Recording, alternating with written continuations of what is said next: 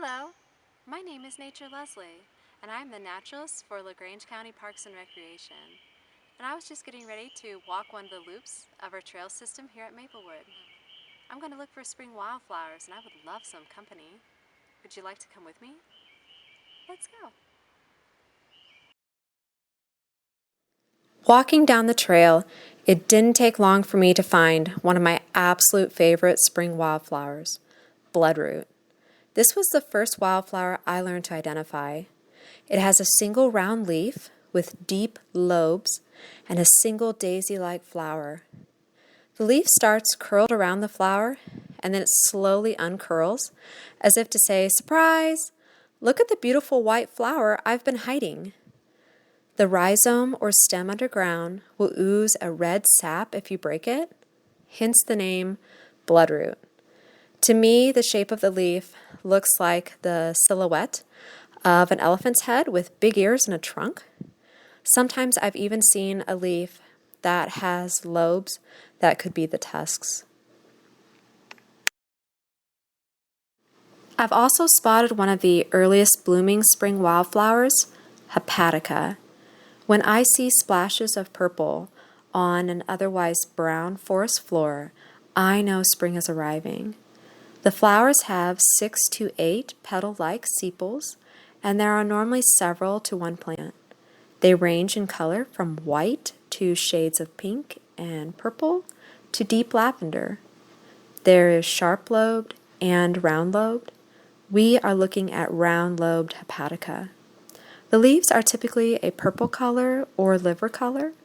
Historically, because of the shape and color of the leaves, it was thought that hepatica may be good to treat liver problems. You may hear this flower called liver leaf. Growing right in with hepatica is spring beauty. It is easily the most common early blooming flower and is a true signature of spring in Indiana. It has very long, narrow, simple opposite leaves. The flower has 5 petals, and they are white or pale pink. They will commonly have pink stripes. The flowers of bloodroot and spring beauty do not last long. Another extremely common early spring wildflower growing right in with spring beauty is cutleaf toothwort. It is identified by its whorl of 3 leaves.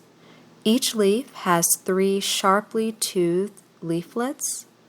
The flowers are a terminal cluster of white or pale pink. Each flower has 4 petals. You hear the word wort, W-O-R-T, in plant names a lot. It is defined as a plant or herb that was used medicinally. It derives from words that translate literally as plant or root. A great example is St. John's wort.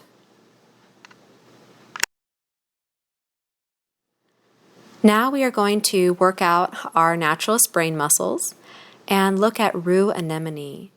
This wildflower can be harder to identify because there is a false version of it. True rue anemone has leaves that grow in a whorl beneath the flower in 3 groups of 3. The leaflets to me look like little paw prints. The flower will be white or pink in color with 5 to 10 petal-like sepals. False rue anemone will only have 5 sepals. The word anemone means a plant in the buttercup family with lobed leaves and flowers that do not have petals but showy sepals instead.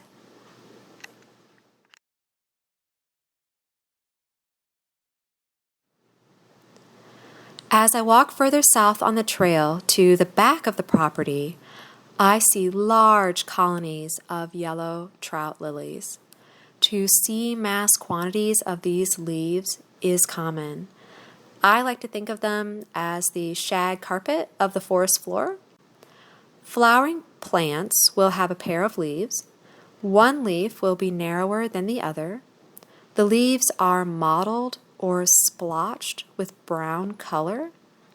The flower is yellow with 6 petals that will curve backwards.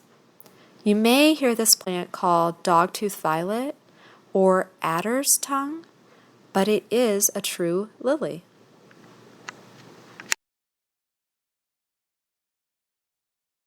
Near the blooming trout lilies at the far south end of the woods, I found Dutchman's breeches. This is a fun spring wildflower. The flowers that dangle from a short stalk look like a pair of pantaloons or long underwear hanging upside down to dry. The leaves grow at the base. They are compound and divided into very narrow segments. They remind me of fringe, and they are so soft to touch. Look for Dutchman's breeches. It will become a fast favorite. I hope you have enjoyed looking at these early blooming spring wildflowers with me. There are more wildflowers about to bloom, so I hope you'll join me for another video soon.